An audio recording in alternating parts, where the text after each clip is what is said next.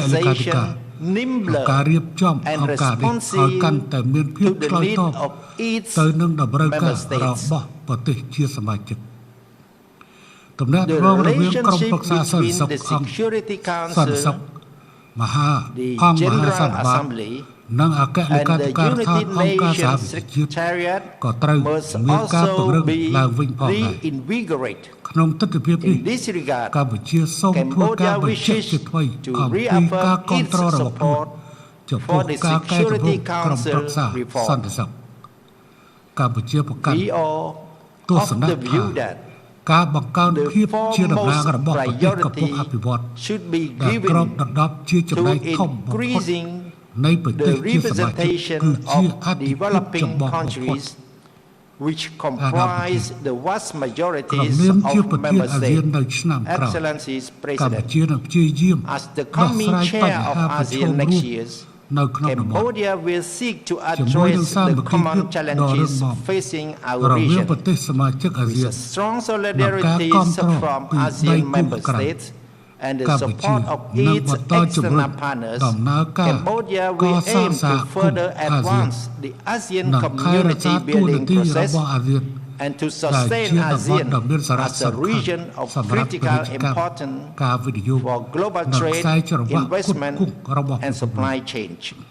Cambodia will continue to push for a more vibrant and harmonious ASEAN community with better protection of migrant workers, a greener and more inclusive development agenda, and a more advanced digital transformation for MSMEs, women, and youth entrepreneurship.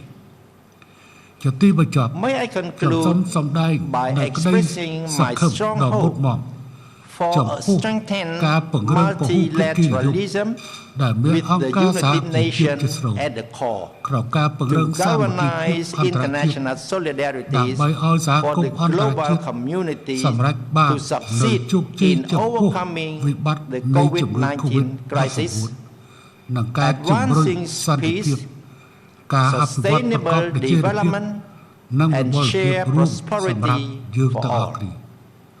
Multilateralism is our hope, and we look to the United Nations as our beacon of hope. And I thank you for your kind attention.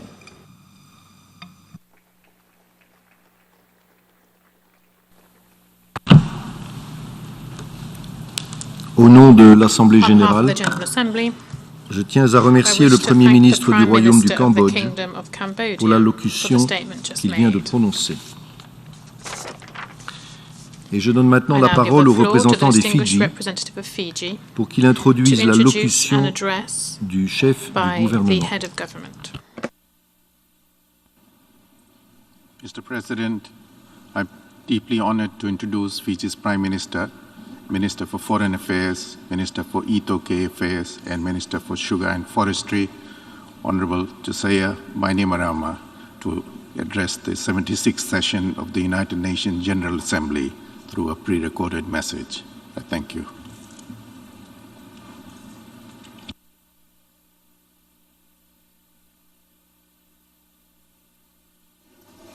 The President of the 76th session of UN General Assembly, Abdullah Shahid, Secretary General of the United Nations, Antonio Guterres, Excellencies, ladies and gentlemen, Bula Binaka from Fiji.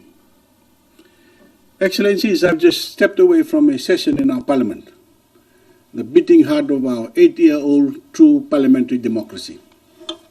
I wish I could be with you in New York, but I'm beholden to Fiji's shores to lead our COVID-19 response. Allow me to first congratulate you, Your Excellency Abdullah Shahid, on your election as the President of the General Assembly. The Fijian people, the stewards of 1.3 million square kilometers of blue Pacific, are proud to see the Maldives, another large ocean state, offer presidency to the international community.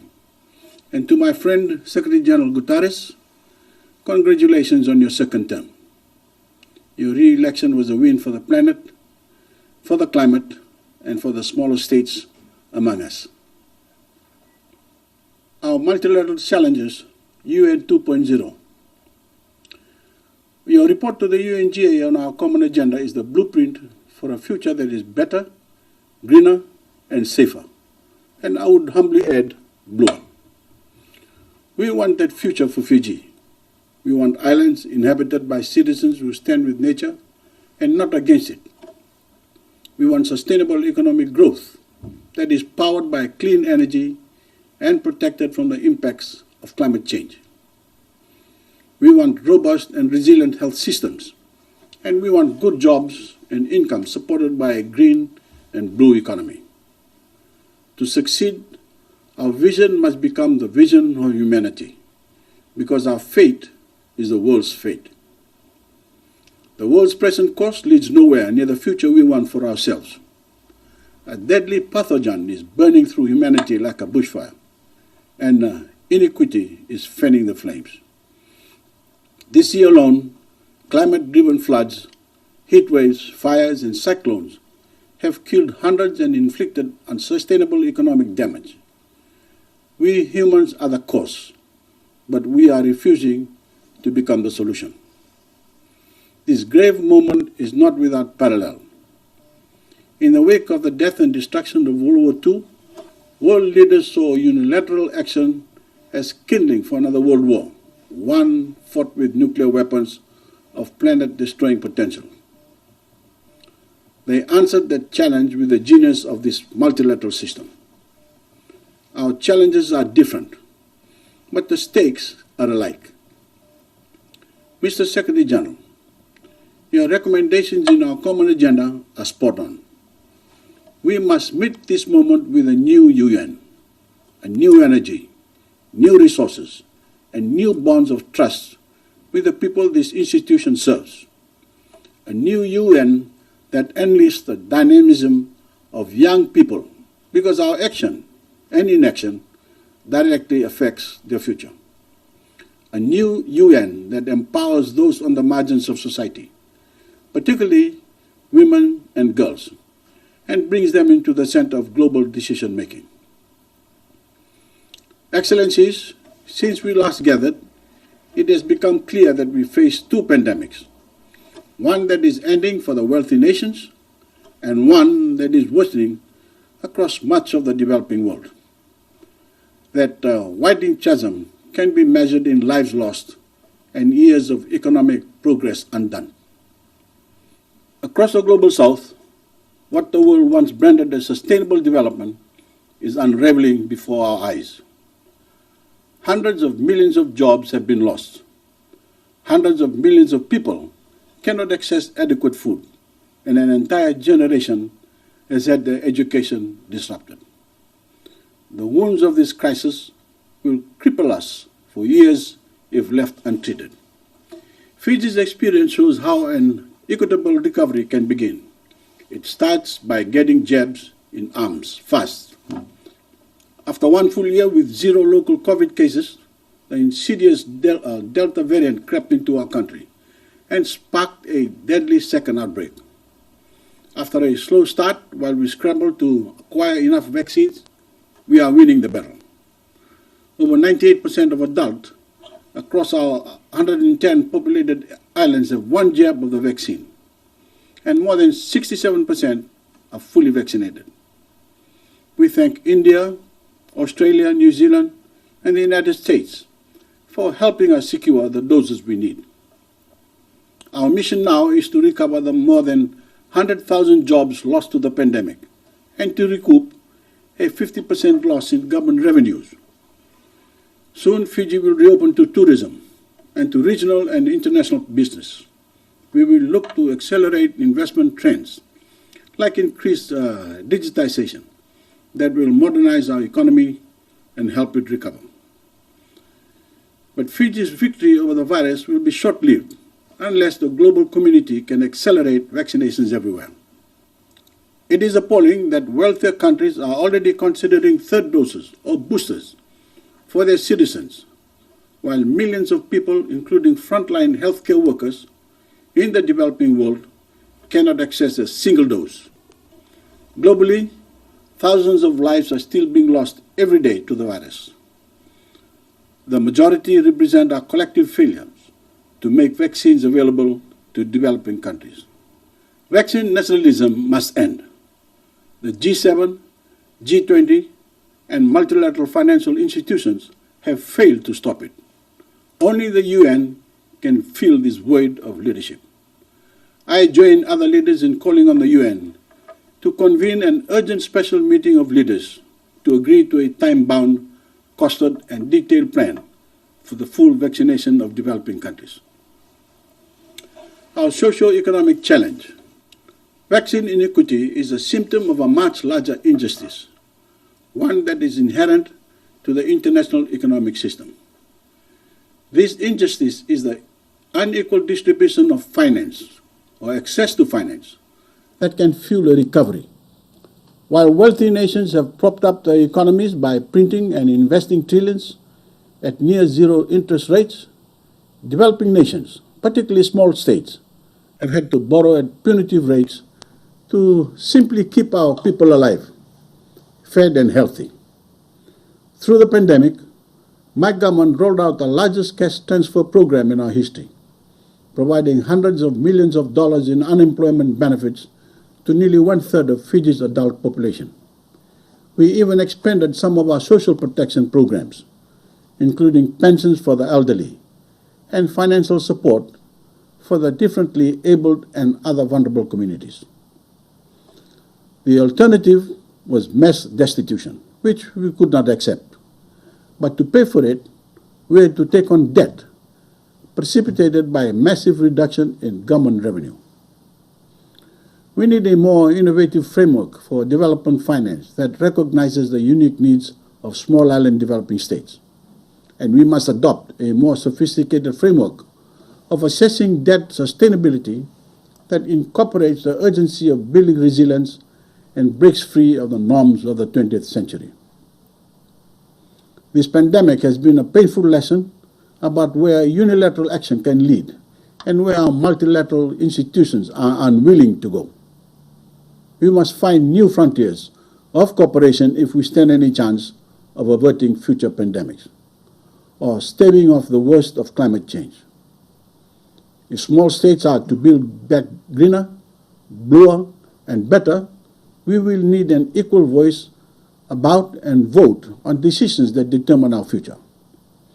Small states need our interests heard, understood, and acted upon. Now, our climate change, despite all the talk we hear of saving the planet, the world's collective commitments are paltry, akin to spitting into the strengthening winds of climate-fueled superstorms. The climate is on track for 2.7 degrees Celsius of global warming, which would ensure the loss of entire low-lying nations in the Pacific and huge chunks of global coastline. It guarantees frequent devastations from floods, from cyclones, coastal inundations, and wildfires. It spells climate-driven conflict, mass migration, and the collapse of food systems and ecosystems. It is appalling. It is unimaginable, but it is where we are headed. Since March 2020, Fiji has experienced 3 cyclones, 2 of which approach Category 5 intensity. Fijians are strong people. We endured much, and we will endure more still. But I'm tired of applauding my people's resilience. True resilience is not just defined by our nation's grit, but by our access to financial resources. Resilience is seawalls. It is parametric insurance for those most vulnerable. It is nature-based solutions. It is systematically relocating communities from the rising seas. Fiji is using every fiscal tool in our kit to do these things, and we are doing everything within our means to reduce our emissions. We have submitted an NDC that commits Fiji to net zero emissions and harnesses nature to lead that transition. Commitments that will soon become law through a comprehensive climate change bill. In recognition of the ocean climate nexus, Fiji hopes to secure a blue bond next year in support of a sustainable blue Fijian economy. But Fiji can't halt climate change by itself. Today, small island development states are able to access less than 2% of the available climate finance. To build a truly resilient Fiji, we need access to fast-deploying targeted grants, long-term concessionary financing, and financial tools and instruments established through public-private collaborations and partnership. In our Oceans Challenge, the Fijian economy depends on a healthy ocean, and so we are taking bold strides to reverse its current decline. We have committed to 100% sustainable management of EEZ and 30% declared as marine protected areas by 2030.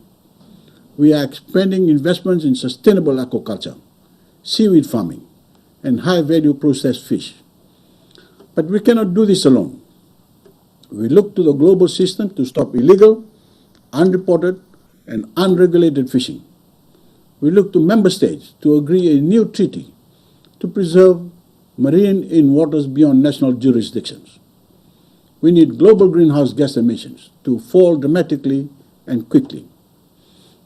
At COP26, we expect the ocean's pathway will be locked into the UNFCCC processes.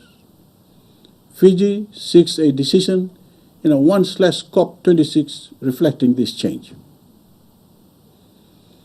Our COP26 package. In 1 month, Excellencies, we meet in Scotland for a hugely consequential COP. The Pacific's mission in Glasgow is clear. We must keep the 1.5 target alive. This demands drastic emissions cuts by 2030 that put large nations on a path towards net zero emissions before 2050. Leaders who cannot summon the courage to unveil these commitments and policy packages at COP26 should not bother booking a flight to Glasgow. Instead, they and the self-interest they stand for should face consequences that match the severity of what they are unleashing on our planet. We do not tolerate war between our member states. So how can we tolerate war waged against the planet, on the life it sustains, and on future generations? That is the firm red line Pacific nations will draw in Glasgow. We are demanding net zero emissions and accepting zero excuses. And Excellencies, at COP26, the Global North must finally deliver on $100 billion per year in climate finance and agree to a pathway to increase financing commitments to at least $750 billion per year from 2025 forward. If we can spend trillions on missiles, drones, and nuclear submarines, we can fund climate action.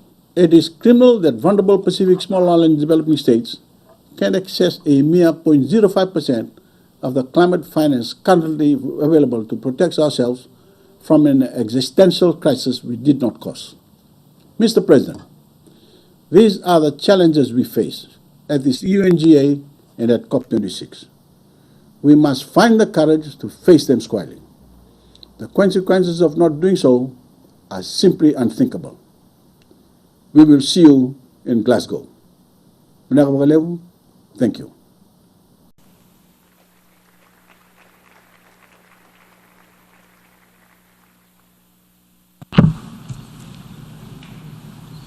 Au nom de l'Assemblée générale, je tiens à remercier le Premier ministre et ministre des questions Itokai, de l'industrie sucrière et des affaires étrangères de la République des Fidji pour l'allocution qu'il vient de prononcer.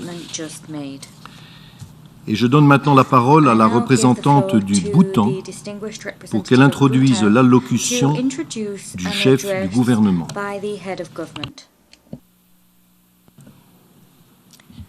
Thank you, Mr. Vice President. I have the honor and great privilege to introduce the pre-recorded video message from the Honorable Prime Minister of Bhutan, Dr. Lote Tsering. Mr. President, Secretary General, Excellencies and distinguished delegates, I bring you warm greetings from His Majesty the King, Her Majesty the Queen, and people of Bhutan, the land of gross national happiness.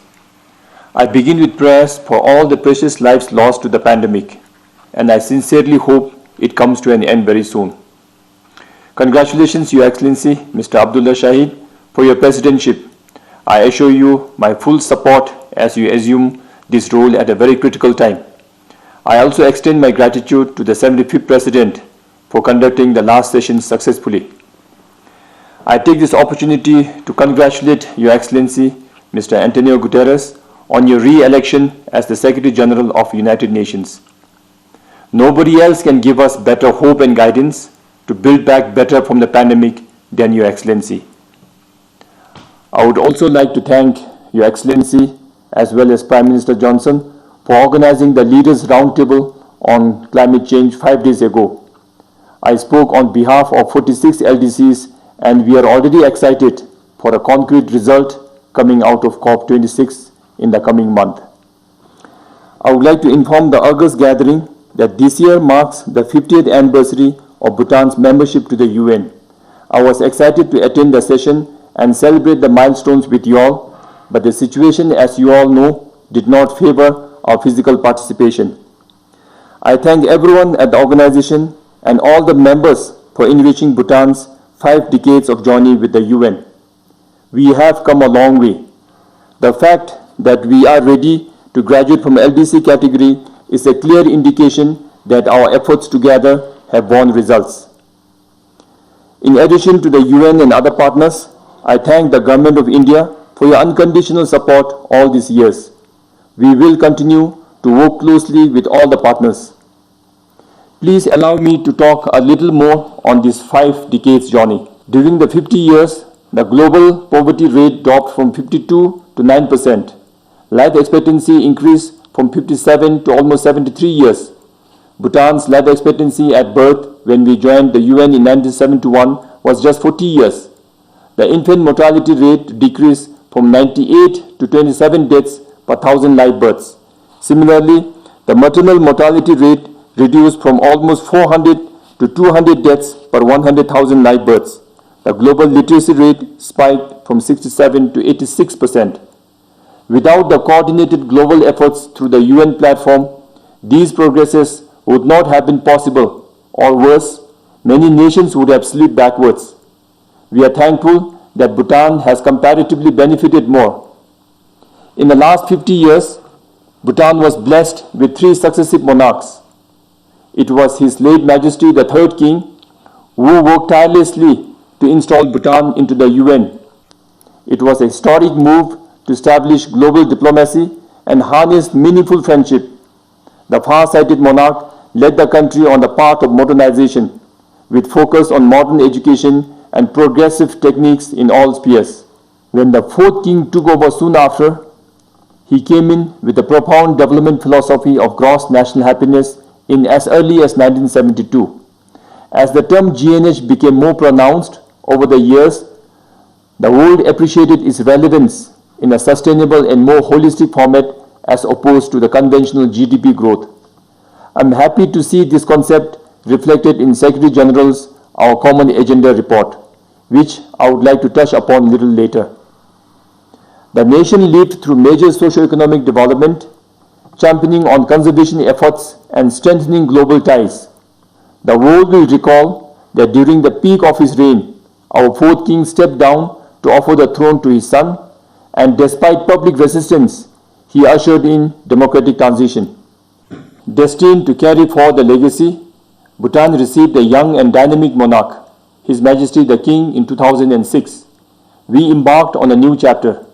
Just under 2 decades, people of Bhutan relished the reign of a king who was caring, learned, and astute. For generations, Bhutanese have always loved and revered our kings for the simple reason that our monarchs have been selfless for the nation and the people. But when COVID crisis unfolded, for Bhutan, we uncovered the true essence of our king's leadership. In him, we saw a son who assured that the old and vulnerable people were protected from the infection.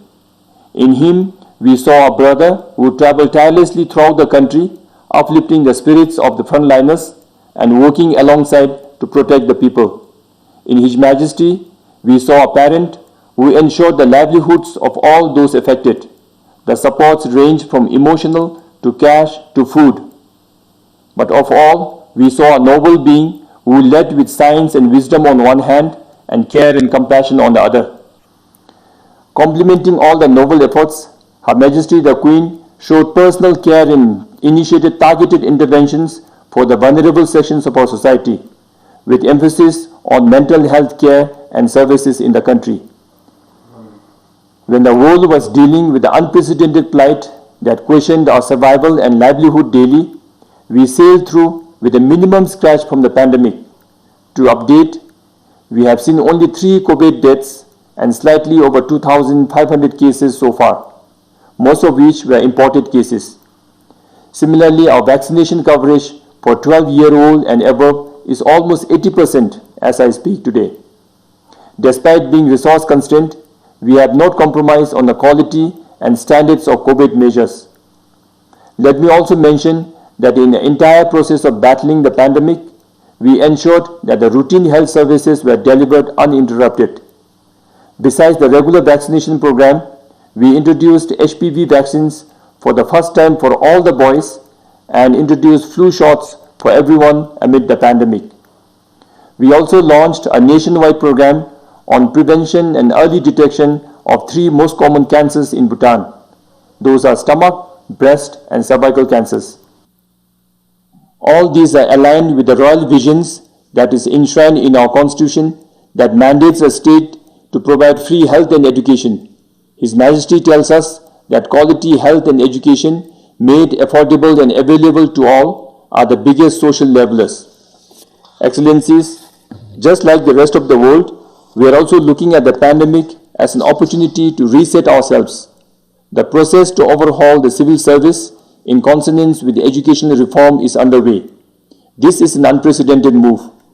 A nationwide rollout of the Bhutan baccalaureate system is in progress following the successful trial of a formative education system in the last 10 years.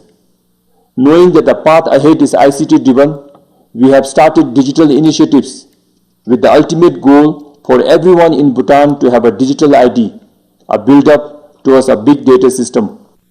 Some other components are ICTization of the schools, integrated taxation system, and electronic patient information management. On the other hand, our central bank is also piloting a project on digital miltram, Bhutan's currency, using blockchain technology. This is to adapt with the overall ICT transformation and harness technology of a 21st century Bhutan. Here, let me share that it is as though His Majesty saw the pandemic coming.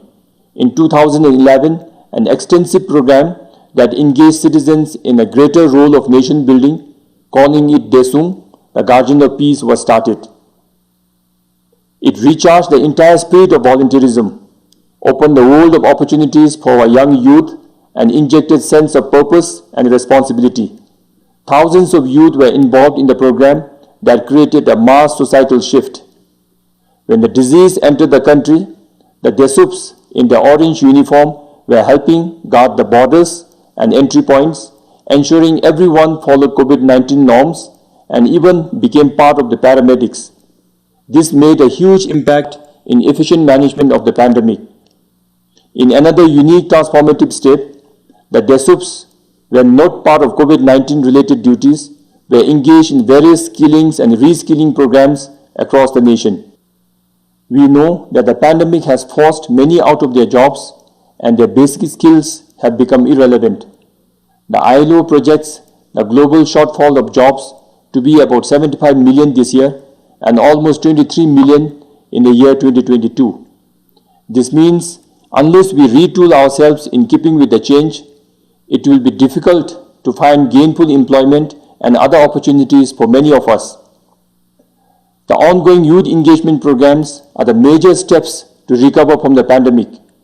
While the effects may not be immediate, down the years, it would have been one of the main reasons for us to come out of the pandemic stronger.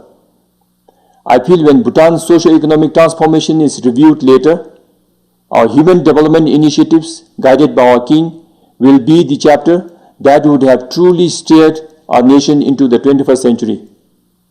I am highly appreciative of the fact that the UN instruments are sensitive in picking this up. A special recognition was awarded to His Majesty for his leadership in advancing human development and well-being of Bhutanese people in 2019. Excellencies, we have immense lessons to draw from the pandemic. be it at national or global level. It has uncovered weaknesses and potentials of many nations and societies. But one lesson that we all must keep in mind is to be prepared with a more resilient system for future. The nomenclature of SARS-CoV-2 and COVID-19 clearly indicates that there will be successive outbreaks of infectious diseases. It is a matter of when. I mean, nobody knows where SARS-CoV-3 is getting incubated. Therefore, our focus to build back better can never be good if we don't emphasize on health and quality of healthcare that must be easily accessible and affordable by everyone. We must also be mindful that immediate disease outbreak could be potentially from the pandemic-induced starvation and poverty. The pandemic has disrupted the already weak global food system. The Asia-Pacific region alone has almost 90 million people pushed back into extreme poverty in the aftermath of the current health crisis. I shared my concern during the UN Food System Summit the day before. Forget meeting the nutritional requirements. We are struggling to ensure adequate quantity. We must coordinate clear action plans to meet the immediate food shortage and long-term sustenance plan. In all the discussions on food security, one immediate challenge besides the pandemic is the climate change that has tested the resilience of the food we grow as well as the patience of the growers, which is why it is time for action now. On Bhutan's part, our visionary monarchs have maintained very high legal standards to safeguard our natural heritage. We have a dedicated chapter on environment in our constitution, which mandates 60% forest cover at all times to come and maintain intergenerational equity of our natural resources. We have more than half the country as protected areas. In order to safeguard the health of the protected areas and livelihood of the people living there, a royal charter was issued on an innovative funding mechanism called Bhutan for Life. We consider these as our eternal NDCs from Bhutan. If we mean what we say about working for the next generation, we must talk about tough climate laws as a component of NDCs from all other countries. Excellencies, despite being a small developing nation, as a GNH country, we always believed in global peace and harmony. Bhutan joined the peacekeeping fraternity in 2014. Since then, our involvement with UN peacekeeping has grown. We are now set to deploy a Bhutanese quick reaction force for the first time this year. I thank the UN for trusting us. I am confident that our troops will live up to His Majesty's aspirations of serving with distinction and honor. In conclusion, we all know that COVID-19 will leave behind a different world, but what sort of a world we want lies in our hands. Mr. Secretary General's report titled Our Common Agenda offers all of us a good reference point for our collective progress. For this, I thank the Secretary General for coming out with this comprehensive and bold report on a greener and safer world. Please know that Bhutan is committed to working with other member states in advancing the ideas in the report. We have full confidence in your leadership